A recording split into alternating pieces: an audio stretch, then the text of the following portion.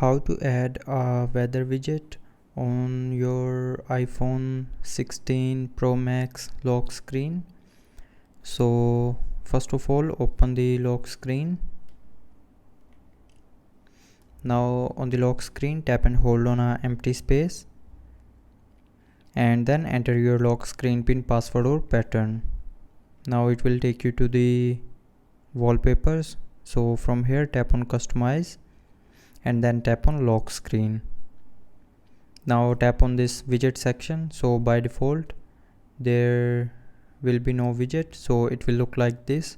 So tap on add widgets and from here look for the weather app. So tap on weather and then you can select any weather widget that you want to use. So there are a lot of weather widgets that you can use. So just simply tap on the widget and then that widget will be added to the lock screen. You can add more than one widget. And after adding widgets, tap on done on the top right corner to save changes.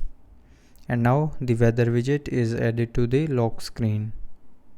So that's how you can add a weather widget on your lock screen in iPhone 16 Pro Max.